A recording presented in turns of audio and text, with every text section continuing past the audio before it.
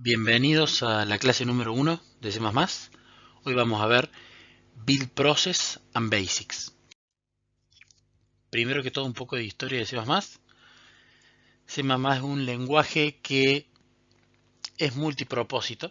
Uno puede programar de forma imperativa, orientada a objetos, orientada a aspectos, de manera data oriented. Todo depende del programa que queramos hacer. C++ es lo suficientemente flexible para programar en estas distintas paradigmas. Fue diseñado, por supuesto, siendo un sucesor de C, haciendo hincapié en la performance, en la eficiencia y en la flexibilidad, como dije anteriormente. Y bueno, los tipos de aplicaciones que se pueden realizar son sistema de escritorio, en servers, en cosas que sean críticas en cuanto a performance, entretenimiento, como por ejemplo animación, modelado, videojuegos, etc. Y fue creado por Bjarne Stroustrup, que es este señor que está acá al lado hace ya varios años. Sobre la historia de C++, por supuesto, no es que nació de la nada misma. Tuvo como su gran base C, pero también tomó varias cosas de otros lenguajes, como por ejemplo podemos ver Simula, Smalltalk y demás.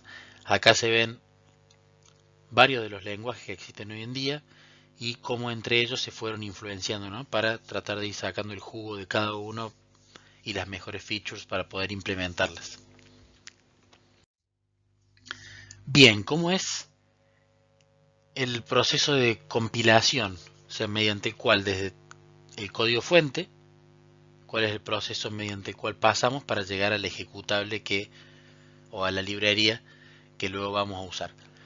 Primero tenemos el código fuente, que tiene la extensión .c si es de C, .cc o cpp si es de C++, y .h que son los header files que ya vamos a ver. Pasa por una etapa que se llama el preprocesador. El preprocesador luego genera un código intermedio, que es el que se compila. El compilador genera otro código que se ensambla, ¿sí? Esta etapa depende de los compiladores, y luego los .o, los .obj se linkean para así formar el ejecutable o la librería correspondiente.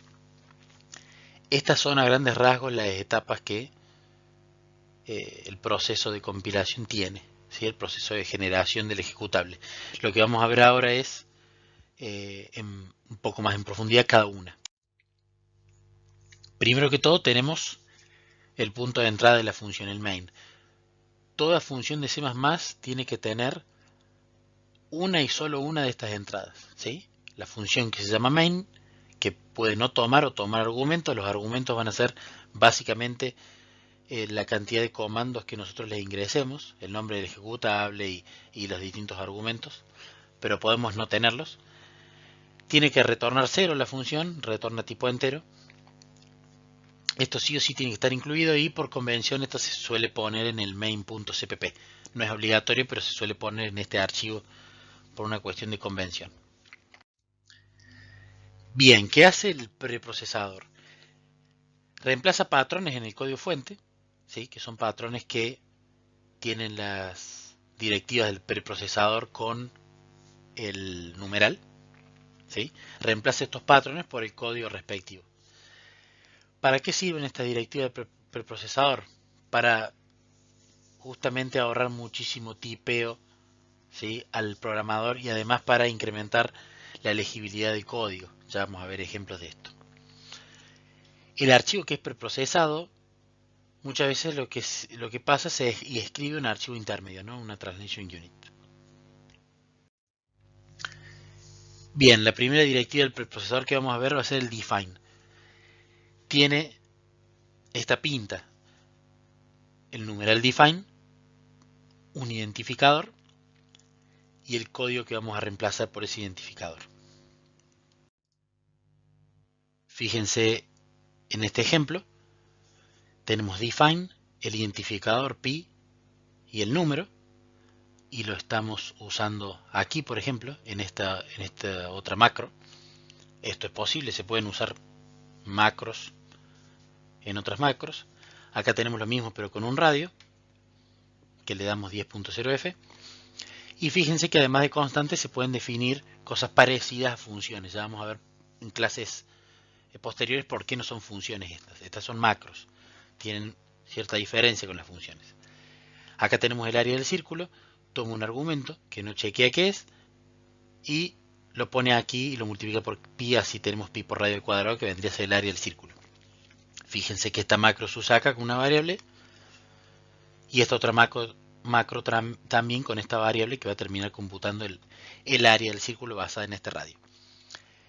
Este sería el archivo luego de que se preprocesó. Fíjense que las directivas de define vuelan, ¿no? Y se reemplaza el nombre, radius por ejemplo, por el código de reemplazamiento. Y en área lo mismo. Esta macro, que se llamaba circle area, es reemplazada por su respectivo código, ¿sí? Fíjense, pi por el número, multiplicado por el radius entre paréntesis, multiplicado por el radius entre paréntesis, y este es el código resultante.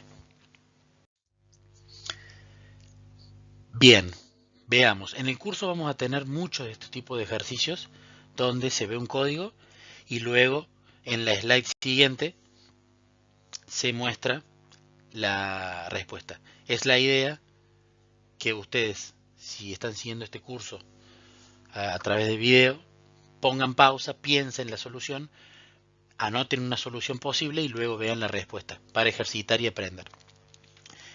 ¿Cuál sería el problema que acá tiene suma? Fíjense que tenemos la macro a, b y a más b y tenemos esta variable que llama esta macro, suma de 5 y 4 y lo multiplica por 3 y esto se va a traducir luego de la etapa de preprocesamiento en esto. ¿Cuál sería el problema aquí? El problema que tenemos es la precedencia que tiene la multiplicación con respecto a la suma. Nosotros acá claramente lo que queríamos hacer era sumar 5 más 4 y luego multiplicarlo por 3, con lo cual obtenimos 27. En cambio acá, como el por tiene mayor presencia que la suma, se iba a hacer 4 por 3, 12 y luego se le iba a sumar 5, 17. El resultado, como pueden ver, es diferente. Entonces, ¿qué tenemos que hacer? Siempre tenemos que usar paréntesis en el body, en el cuerpo de la macro. Esto nos va a solucionar el problema de precedencia que tenemos aquí. Otro problema. Fíjense, una macro mul, que simplemente lo que hace es multiplicar a por b. Y hacemos mul de 5 y de 4 más 3. El preprocesador, luego de su etapa, lo va a traducir en esto, en mul de 5 por 4 más 3. ¿Cuál sería el problema aquí? El problema de nuevo es la precedencia del operador por y más. Aunque acá tengamos una b, esto no implica que tengamos que poner una sola nombre de variable o un solo número. ¿Sí? Podemos poner una operación, una expresión que nos dé como resultado un argumento que sirva para esa macro. Fíjense acá que nosotros esperaríamos que la multiplicación de 5 por 4 más 3 sea 5 por 7, es decir, 35. En cambio, lo que nos da como resultado, por la precedencia del por sobre el más, es 5 por 4, 20, más 3, 23. Este no es el resultado esperado. ¿Cómo solucionamos esto? Además de poner paréntesis en el body de la macro para solucionar el problema que vimos anteriormente, lo que también tenemos que hacer es ponerle paréntesis alrededor de los argumentos. Así, si es una expresión, se evalúa primero toda la expresión primero y luego se realizan las operaciones que tengamos. Entonces tengan bien en cuenta estas dos cosas cuando usen macros. Usar paréntesis en el body y rodear con paréntesis sus argumentos también.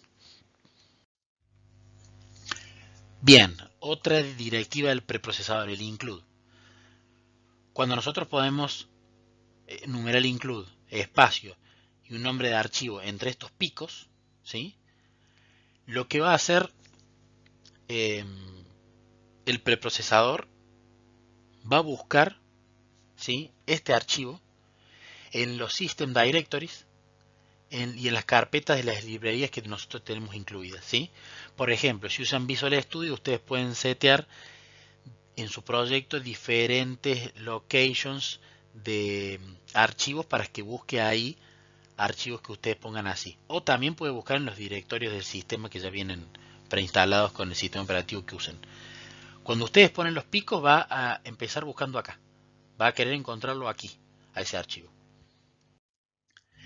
Cuando ustedes ponen las comillas dobles y ponen el nombre del archivo punto extensión, va a buscar primero en el path relativo al archivo en el cual esta include directive se ha incluido, ¿sí?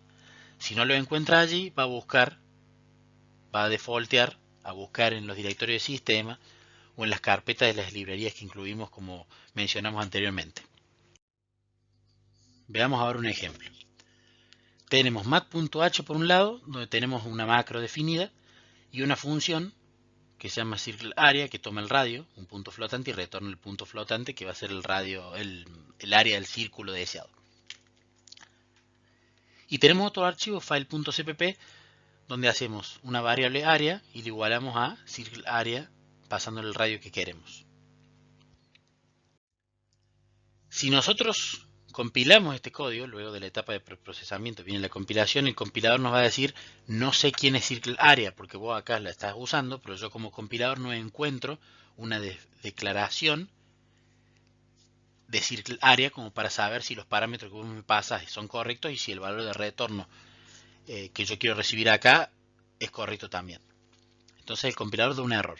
¿Qué podemos hacer nosotros? Utilizando la directiva include, incluimos el mat.h, este archivo. Cuando nosotros ponemos una directiva include, lo que va a terminar pasando en la etapa de preprocesamiento, el preprocesador ve esto, ve este nombre de archivo y va a reemplazar esta directiva por el contenido del archivo. Al reemplazar esa directiva por el contenido del archivo, terminaríamos con un archivo así. Fíjense, se reemplazó tal cual lo que está en mat.h por lo que está acá. Pero el preprocesador debería dar un paso más. ¿Por qué? Porque tenemos acá un define de pi. Entonces, en una etapa más, el preprocesador lo que hace es reemplazar esta directiva define por el código que tiene que poner aquí. Entonces la directiva define vuela, se reemplaza el código de su directiva define donde se estaba usando el pi, y el archivo final que nos queda es esto. Esto funciona ¿por qué? Porque circleArea aquí está siendo declarado y definido y acá está siendo usado. Entonces el compilador no se queja. Ahora, viendo la situación anterior, ¿qué pasa si se incluye dos veces mat.h en este archivo? El código resultante va a ser copiar y pegar dos veces esto. Luego de copiar y pegar y de reemplazar la directiva define en donde están las ocurrencias de pi por el número de esta macro, el código que tendríamos sería este. El problema de este código es que tenemos una función que está siendo doblemente definida. ¿Por qué se dice que hay una doble definición? Porque la función se llama igual, retorna lo mismo y tiene los mismos parámetros. Entonces, como circleArea está definida dos veces, esto es un error de compilación porque el compilador no puede inferir, es ambiguo cuál de estas funciones vamos a querer usar. Además, las funciones deberían ser definidas una sola vez. Hay ciertas excepciones que las vamos a ver mucho más adelante, pero deberían seguir la One Definition Rule. Entonces acá el compilador se queja. ¿Cómo solucionamos este problema? Con las include guards. ¿Qué son las include guards? Están compuestas por estas tres directivas. Fíjense que el nombre parece raro, pero cuando uno entiende el significado de cada componente, se le hace fácil. Esto es lo que dice: if, si, n, no, está definido esta macro, definimos esta macro como esto. Y le hace un endif para indicar el final de la definición. Entonces, ¿qué quiere decir esto? Como cuando incluimos nosotros dos veces el mat.h, la primera vez no estaba definida esta macro. Entonces se definía y se ponía este código. Y esto se sacaba y el pi acá se reemplazaba por el 3,1415f, por eso nos queda acá. Ahora, la segunda vez que se hacía el include de mat.h, como esto ya estaba definido, este código no se copiaba y pegaba. Entonces nos protegemos contra la doble inclusión, digamos. Entonces, ¿cuál es un consejo? Siempre cuando ustedes hagan header files, archivos.h, pongan las include guards. Dependiendo de la IDE y el sistema operativo, tienen, por ejemplo, Visual Studio tiene el Pragma Once, que es más cómodo, es una sola línea al tope del archivo. Pero, si ustedes quieren hacer código que sea portable, tienen que usar estas include guards de esta manera. Entonces, recuerden, siempre pongan las include guards. Bien, para darles un poco de tools para usar en los posibles ejercicios que hagan, fíjense acá el include cómo se usa con la librería string que ya viene preinstalada con, por ejemplo, Visual Studio, la IDE que ustedes usen, y fíjense cómo se usa la string. std es el namespace, que ya lo vamos a ver más adelante, string es el tipo, nombre de variable y la cadena de caracteres que quieren que contenga. También pueden concatenar con el símbolo más una string con una cadena de caracteres, o también pueden concatenar dos strings. Y otra librería útil para empezar es la IOStream, de nuevo que está dentro de las librerías del sistema, por eso va con los picos. Cout es para hacer un output a la consola. Con estos picos ponen el mensaje y esto es el salto de línea para que haga un new line, digamos. También en el cout ustedes pueden pasarle strings, que esto también va a imprimir el contenido exactamente como está. Ya vamos a ver mucho más adelante en este curso qué significa esto. Este es el outstream operator, lo vamos a ver mucho más adelante en el curso, pero es importante que lo sepan ahora. Y también no solo si tiene una cadena de caracteres o una string, si tiene una variable, un built-in type como un enter, un flotante o los demás built-in types que vamos a ver en la clase que viene, también ustedes pueden pasarlos acá y van a ser impresos en consola. Así que bueno, importante para los ejercicios, tengan en cuenta string y IOStream. Bien, estuvimos viendo un poco de los header files, pero no los introducimos. ¿Para qué sirven los header files? Primero, se los distingue por su extensión, .h en lugar de .cc o .cpp. ¿Qué contienen usualmente? Usualmente contienen únicamente las declaraciones de las funciones y no proveen la definición, ¿sí? Se separa la interfaz, es decir, la declaración de la función, de la implementación, es decir, la definición.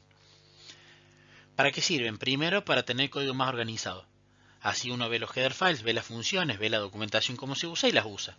Y no hace falta que vea toda la maraña de la definición. Entonces vos podés, por ejemplo, separar conceptos en archivos específicos. Entonces es más fácil encontrar el código que estás buscando. Por ejemplo, math.h tendrá las funciones de matemática, physics.h tendrá las funciones de física, vector.h tendrá la clase vector, map.h tendrá la clase mapa. Es mucho más fácil organizar el código de esta manera. Y algo a tener muy en cuenta, los header files no son compilados, ¿sí? Si uno tiene únicamente un proyecto lleno de .h, eso no lo compila salvo que esté incluido en algún CPP.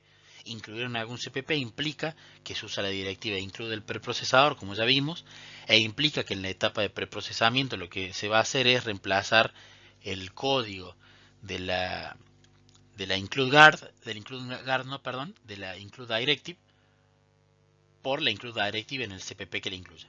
Únicamente los CPP son compilados. O .cc, ¿no? No los H. Bien, veamos un poco más de header file y el source file. Acá tenemos un ejemplo, ponemos las include guards como corresponde, define macros y define, fíjense acá, la declaración de dos funciones, el área del círculo y el diámetro de un círculo. En math.cpp se incluye el math.h, es lo primero que se tiene que hacer, y luego se coloca la definición de las funciones que acá se declararon. Como ya sabemos, luego de la etapa de preprocesamiento, lo que va a terminar pasando es, se chequean las include guards para saber si hay que pegar este código o no. El pi, como es una directiva de preprocesador, mediante un define se reemplaza sus ocurrencias por el número. Entonces, cuando se compila este CPP, el compilador ve que acá están siendo declaradas y acá están siendo definidas. Nosotros podemos declarar la cantidad de veces que querramos una función siempre y cuando la definamos una sola vez, ¿no?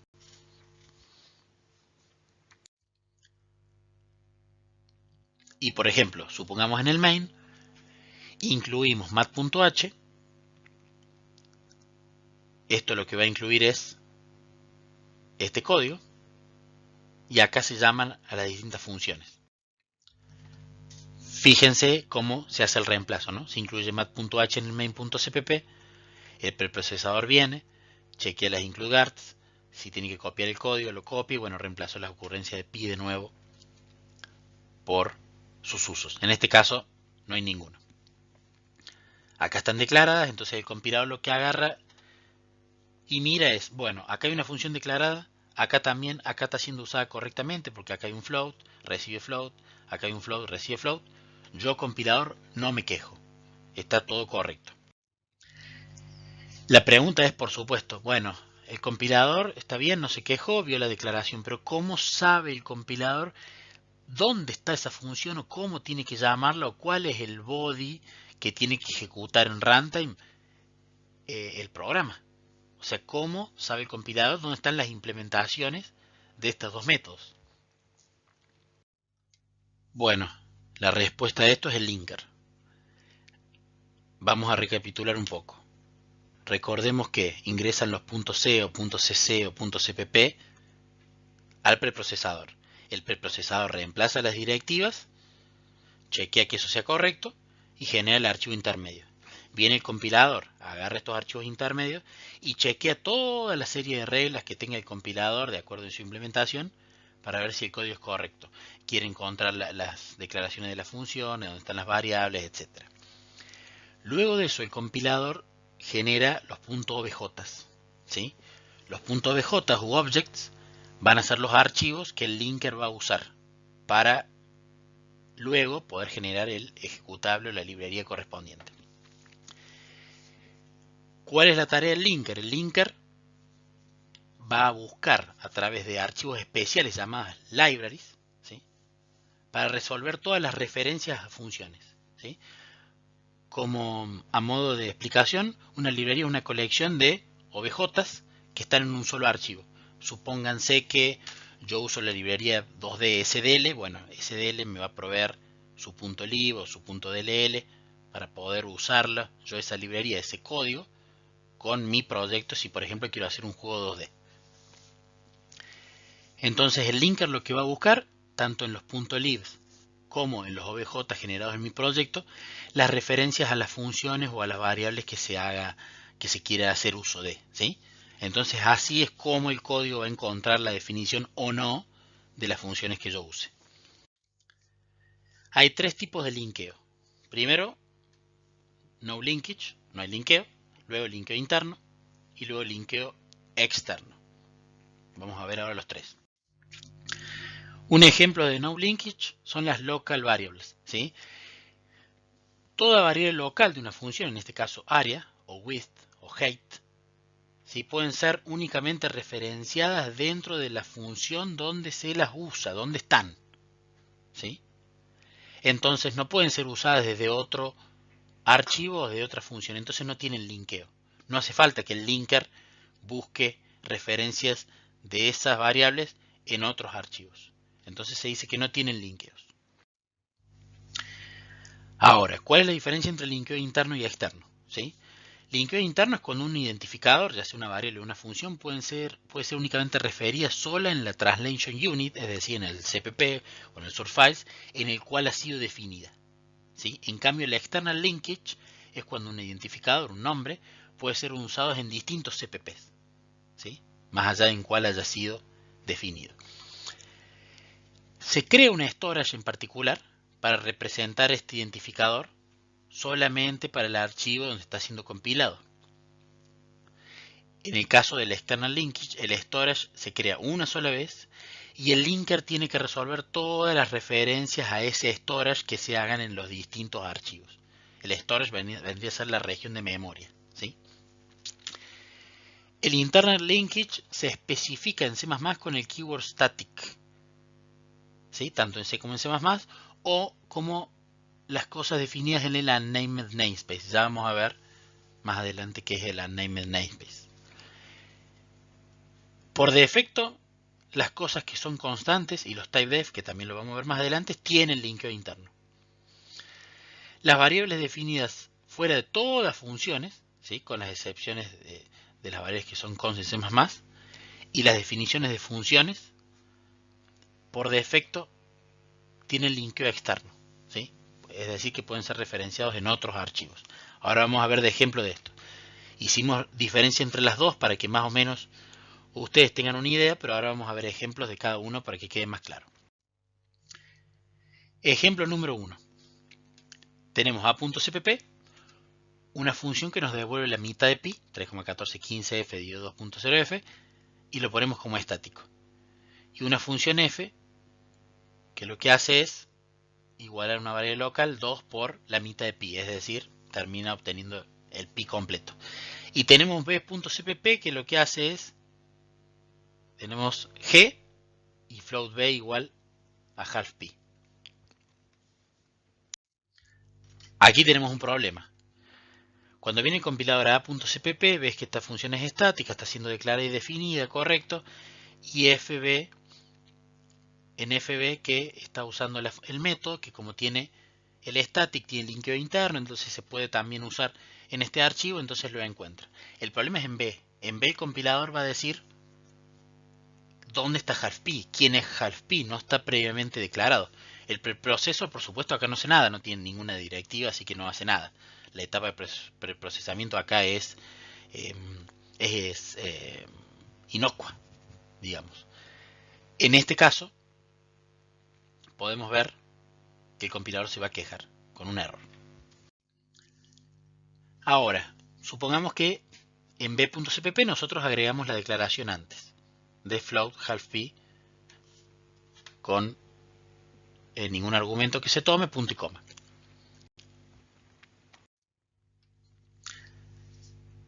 El compilador, la etapa de compilación, va a ser exitosa porque el compilador dice, bueno, acá hay una declaración de una función, acá la está usando, la está respetando correctamente como la está llamando, yo no sé dónde está la definición, no me importa.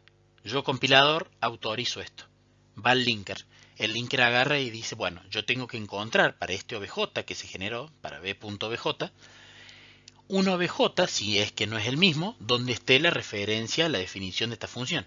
Y no le encuentra. ¿Por qué no le encuentra? Porque half-pi está indefinido. Uno podría pensar, no, está definido acá, ¿por qué no lo encuentra acá? Porque tiene el keyword static. El keyword static implica que half-pi de a.cpp únicamente va a ser visible dentro de este archivo. Entonces no se puede referenciar desde otro lado. Supongamos ahora que removemos de a.cpp el keyword static. Esto va a seguir compilando, esto también. Ahora habría que ver qué va a pasar con el linker. Tanto la combinación como el linker van a ser exitosos. ¿Por qué? Porque half-pi, que compilaba bien, porque acá estaba su declaración, el linker va a encontrar una referencia en a.obj de la función half-pi y va a saber cómo usarla aquí, cómo llamarla. Entonces, por eso es satisfactorio. Bueno, ejemplo número 2. A.cpp, tenemos una variable global de tipo float, igual a esto, que va a ser estática y que se usa acá. Y en b.cpp se trata de usar la variable half-pi. De nuevo, preprocesador no hace nada, no es necesario. La etapa de compilación acá es exitoso. En este caso, el compilador se queja porque no sabe quién es half-pi, no está declarado antes. Entonces no puede encontrarlo. Entonces el compilador se queja. Supongamos que ahora agregamos float half-pi, agregamos su declaración de la variable. Entonces, veamos qué pasa. El compilador no se va a quejar porque encontró la declaración. Ahora, el linker tampoco se va a quejar porque cuando estamos acá declarando esto, también lo vamos a estar dándole una definición, o sea, va a tener un valor esa variable en memoria. Entonces el linker dice, bueno, el half-p que están usando acá es el half-p que está acá, nada más que acá adentro va a tener la basura que tenga la memoria cuando fue creado. Entonces, esto funciona así, el compiler y el linker no se quejan, pero el valor de half-p que vamos a estar usando acá va a referenciar a este que tiene basura adentro porque no fue definido, en lugar de usar el half-p que estaba en este archivo. Bueno, ¿qué hicimos acá? Sacamos el keyword static de half-p. Entonces esto deja de tener linkeo interno y poder ser referenciado únicamente dentro de su compilation unit a pasar a tener linkeo externo y poder ser referenciado dentro de otras compilation units. ¿Qué pasa en este caso? Tenemos este half-p y tenemos este half-p. Vamos a tener un problema de linkeo. ¿Por qué? Porque acá se está declarando y definiendo una variable, ¿sí? No se le está dando un valor en particular. Y acá se le está declarando una variable y definiendo dándole un valor en particular. Las dos son globales, ninguna de ellas tiene el keyword static, pero hay un problema de doble definición, porque cuando quiera usar esto, el linker va a decir, bueno, ¿a quién referencia esto? Y va a encontrar dos posibles variables a las que referenciar, half-p en b.bj o half-p en a.bj. Double definition, linker error. Bien, en este caso volvemos a poner el keyword static aquí. Por lo tanto, esto tiene linkeo interno. Y en este caso ponemos el keyword extern. El keyword extern lo que especifica aquí es, esta variable no la declares y la definas, sino que declárala, pero su definición está en otra compilation unit, ¿sí? Está en otro OBJ, es extern. A ver ahora qué pasa con la etapa de compilación y linkeo. De nuevo, el compilador no se queja porque dice, bueno, acá está la declaración, se encargará el linker de encontrar la referencia, pero el linker dice, yo la referencia half-p no la puedo encontrar en ningún archivo, en ningún OBJ. ¿Por qué? Este tiene linkeo interno y no se ve. Y entonces este pasa a no estar definido en ningún lado, pasa a estar indefinido. Entonces error de linkeo. ¿Cuál es la forma de arreglarlo? Esta.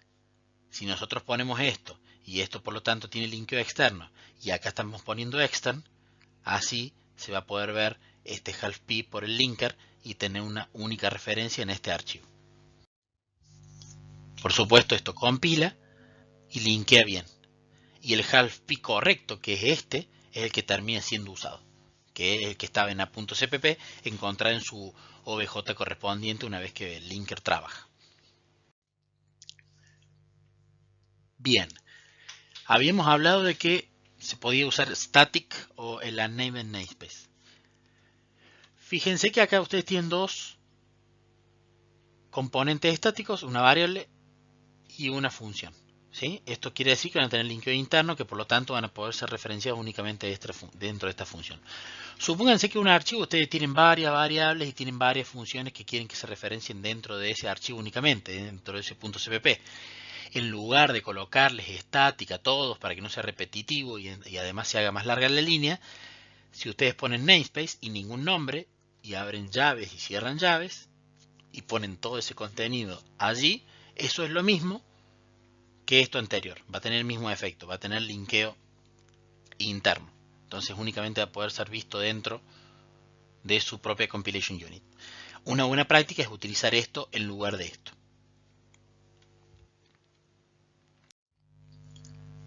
Bien, ejercicio. Tenemos a .cpp que cuando sea compilado va a generar el OBJ correspondiente, lo mismo con todos estos. Definición de f, que retorna 1, definición de g, que retorna 2, definición de g, que retorna 3, y en main hacemos float de f igual a h y lo llamamos. La pregunta es, ¿esto compila bien o no? Y si compila bien, si linkea bien o no, y por supuesto por qué. Primer problema, en compilación ya no pasa. ¿Por qué? Porque no sabe quién es h. Ahora supongamos que lo que hacemos es agregar la declaración de h. Compila bien, porque la declaración está, pero el linker dice no encuentro un OBJ en el cual esté la definición de H. Entonces está resuelta, no resuelta esta definición. Error de linker. Supongamos ahora que declaramos G y supongamos que igualamos, hacemos llamada G, perdón. Tenemos un error de linkeo. ¿Por qué? Porque hay dos posibles símbolos que pueden ser utilizados y hay un problema de doble definición.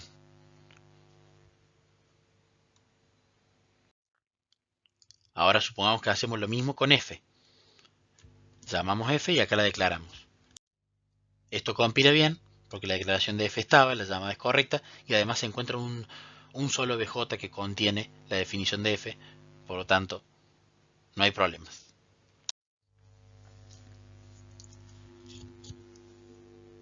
Bien, veamos este ejemplo. Era lo que habíamos visto antes de hablar del linker. Cómo hace el CPP que es compilado para luego que el ejecutable sepa dónde está la definición de circle area y circle diameter. Bueno, esto es por el linker, ya que su definición va a ser encontrada en el mat.obj correspondiente, que es en el cual incluimos el mat.h, ¿se acuerdan? Al principio de la clase. Entonces esa es la respuesta de la pregunta que nos hicimos hace varias slides atrás de cómo se encuentra la definición de esos métodos. Bien, namespaces y scope. ¿Para qué sirven los namespaces y el scope? Para localizar los nombres de los identificadores para evitar colisiones de nombres, ¿sí? Permite que un mismo nombre pueda ser usado en diferentes contextos sin conflictos. El keyword namespace te permite particionar el namespace global, que es cuando uno pone las variables fuera de todo namespace, creando una región declarativa con un nombre en particular. Un namespace debe ser declarado fuera de todo otro scope, pero hay una excepción, que un namespace puede ser nesteado dentro de otro.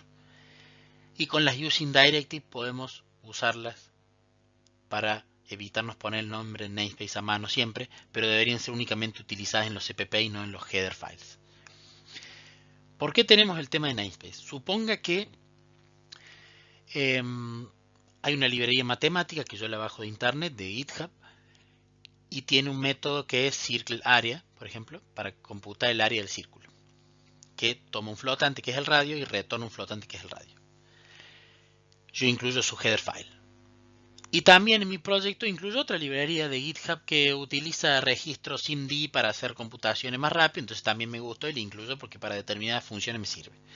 Y supongamos que ese muchacho también tiene una función que se llama circle area, que toma un flotante y retorna, que es el radio, retorna un flotante. Uno puede decir, bueno, qué casualidad, tienen la misma función, el mismo nombre, el mismo valor de retorno, los mismos argumentos.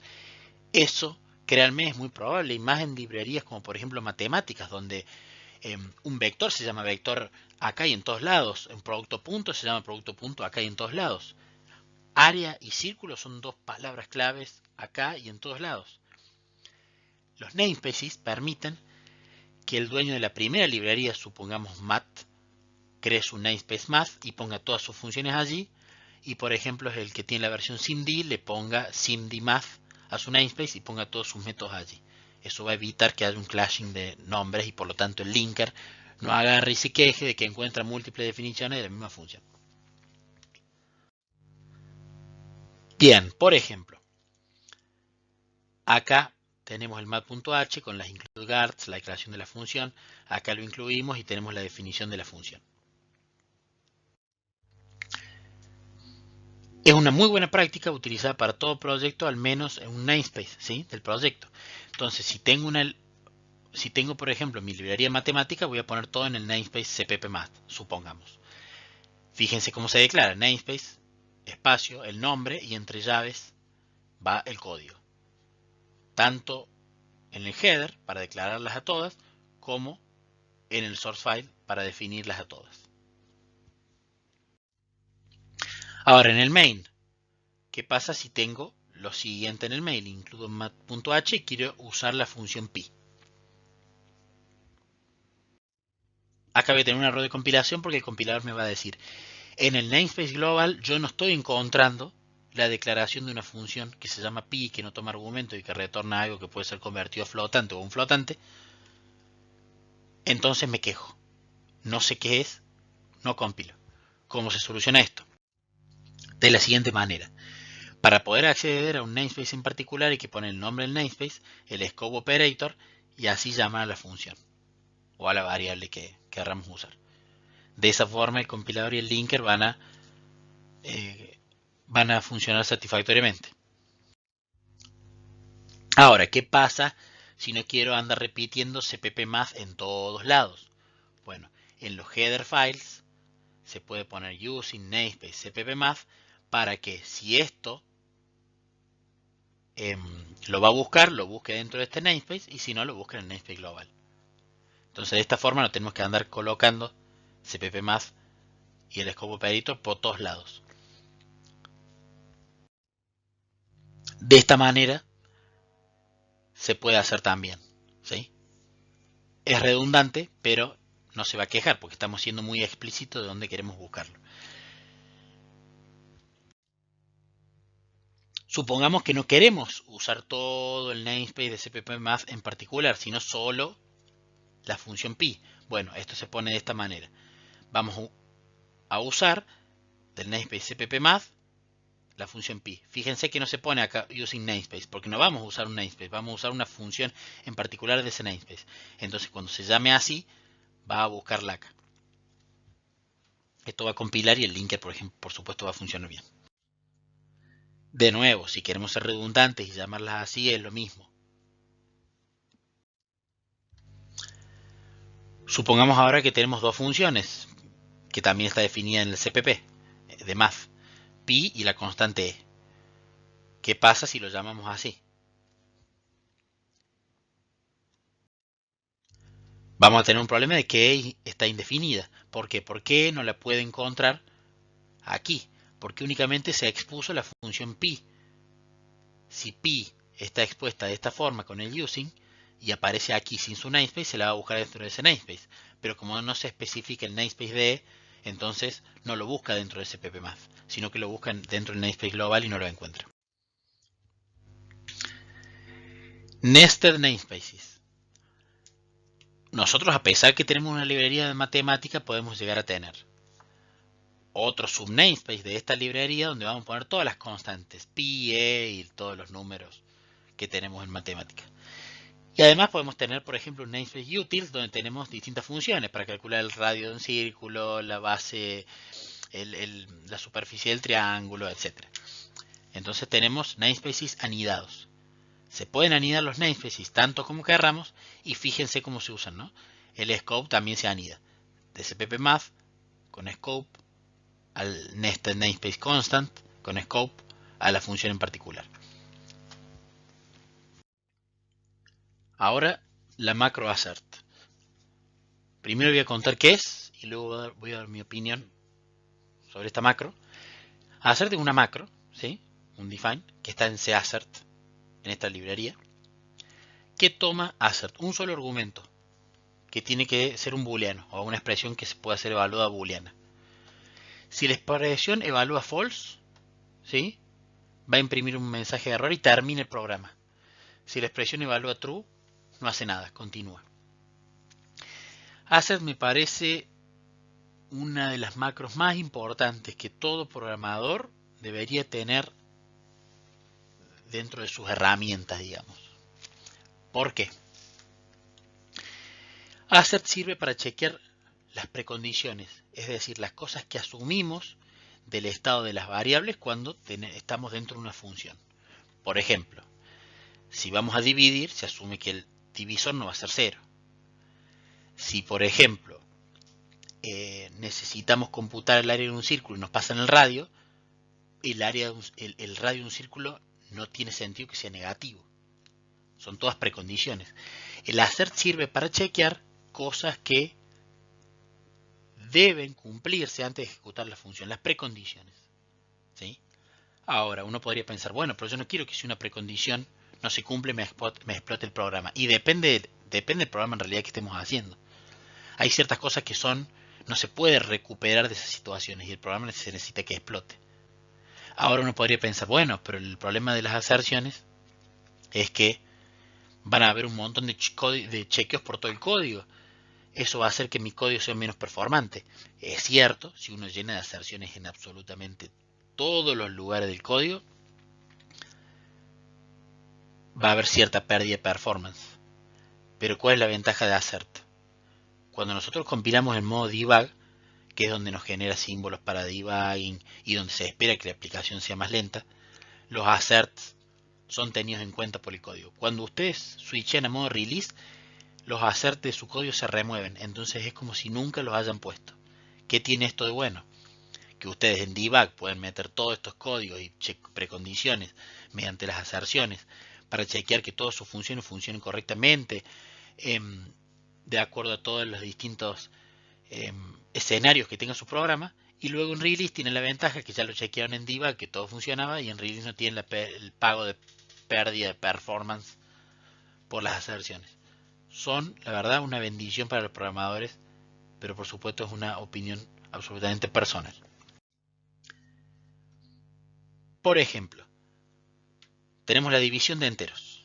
Vamos a chequear que el dividendo, perdón, me equivoqué en la slide anterior, no divisor sino el dividendo, que el dividendo no sea 0. Entonces dividendo es distinto de 0 y hacemos la división. Si la aserción evalúa true en debug, no hay problema. Si evalúa false, se llama el terminate y te deja bien clarito dónde salto. El área de un rectángulo, lo mismo, si utilizamos enteros, por ejemplo, el área, tanto el ancho como el alto de un rectángulo, no tiene sentido que sea negativo. Entonces, chequeamos con aserciones eso. Su programa va a ser mucho más seguro, mucho más mantenible, se van a traquear los errores mucho más pronto, ¿sí? La verdad que sirven muchísimo las aserciones. Bueno, ahora vamos a ver un ejemplo un poco más claro de debug versus release mode con aserciones. En debug mode, ¿sí? Hay ciertas macros que dependen, por supuesto, mucho del compilador y de la IDE que se usen, según como estén definidas. El assert, cuando estamos en modo debug, va a equivaler a lo mismo, a evaluar esta expresión y a ejecutarla, ¿no? En runtime. Cuando estamos en release, esa macro va a equivaler a no hacer nada, ¿sí? Ese define va a ser un define vacío de esa macro. Entonces no vamos a pagar la pérdida de performance al computar esta expresión. Entonces por eso les digo que es bueno que en debug saltan los errores y cuando vemos en todos los determinados escenarios que todos los casos fueron cubiertos y todo funciona bien, al compilar en release, que es lo que se va a terminar shipeando para que el usuario use, esas aserciones se removieron y no se paga la pérdida de performance de esos chequeos. Bueno, hay un problema con esto, ¿no? Supongamos que tenemos en debug mode una función init subsystems que va a hacer algo, inicializar los subsistemas de nuestra aplicación y va a retornar true si todo salió bien. Y luego tenemos una función start system que va a acertar porque nosotros necesitamos que siempre las inicializaciones de los subsistemas sean satisfactorias, ¿sí? Si esto da false, que llame a terminate para que el programa explote. Hay un problema aquí. Si nos vamos a release mode, fíjense que como las aserciones son removidas, se va a remover el assert. No es que se remueve el assert y quede el código de adentro, porque igual ahí estaríamos pagando la performance de computar la expresión, sino que se remueve toda la aserción. Y si esto pasa, lo que termina pasando es que nunca se va a llamar en release a la inicialización de los subsistemas, o se va a tener un comportamiento totalmente distinto en debug y en release. Entonces tengan en cuenta de que no pongan en aserciones este tipo de cosas, porque después las va a remover en release. Ahora, ¿cómo solucionar este problema? Ese problema se podría solucionar guardando en un booleano si fue exitoso o no la inicialización de los subsistemas y luego llamando con assert y utilizando el booleano. Si acá es false va a llamar a terminate, si no, no. En release fíjense que se remueve la aserción, entonces no pagamos la performance del chequeo. Uno podría pensar, bueno, pero en release tenemos igual la creación de una variable local dentro de una función que pagamos cierta pérdida de performance para usar únicamente esta variable dentro de la aserción. Eso es cierto, tiene razón el que diga eso. hay cierta forma de resolver eso con macros, poder hacer que en release esto tampoco exista, ¿no? No lo vamos a explicar ahora porque no es el propósito de esta presentación, pero para el que tenga esa duda, es una duda válida y investigue por su cuenta, pero hay forma de sacar esta macro, esta variable también mediante macros para que en debug la cree y la use en aserción y en release no.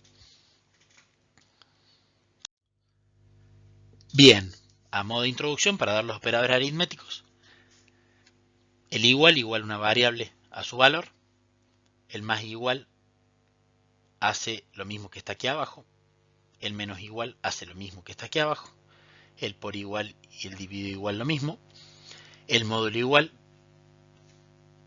exactamente a lo que está aquí abajo. Estos son algunos operadores aritméticos para que ustedes tengan luego de esta presentación algunas herramientas para practicar en ejercicios. También tenemos los operadores lógicos, ¿no? Que siguen las tablas de verdad. Este va a dar true si estos dos son iguales, este va a dar true si estos dos son distintos. Tenemos el menor igual, el mayor igual, el menor, el mayor, el AND lógico, el OR lógico y el operador negación. Es decir que si esto es true lo va a ser false y viceversa.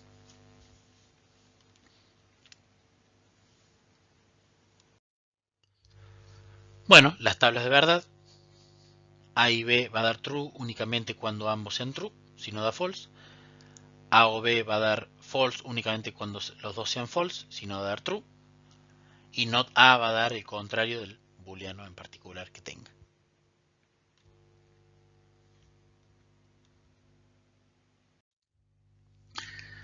Bueno, alguna presencia de operadores. Alguien alguna vez me dijo lo mejor que uno puede hacer con la presencia de operadores es usar paréntesis para no acordarse toda esta regla de memoria. Estoy totalmente de acuerdo, pero es importante saber que existe presencia de operadores.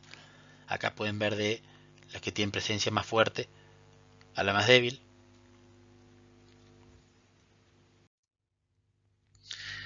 Si vemos por ejemplo este ejemplo, y es 14, y 1, y 2 es 15, ¿a qué termina evaluando esta expresión?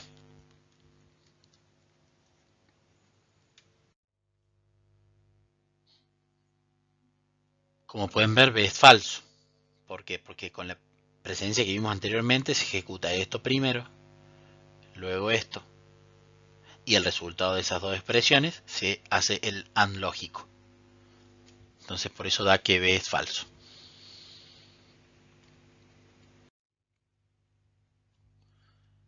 ¿Cuál es el resultado de esto? A es falso, B es falso, C es true.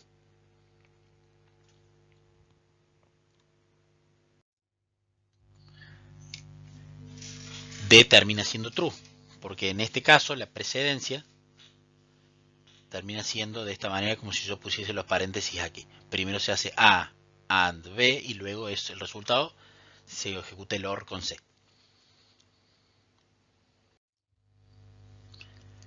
Bien, vamos a ver ahora por último, para cerrar la clase, algunos coding guidelines. Estos son algunas cosas importantes de saber y otras son algunas preferencias personales. Como primera cosa, siempre pongan las include guards en los header files, ¿sí? Para evitar la doble inclusión. Eso lo vimos, es importante que nunca se lo olviden. Segundo,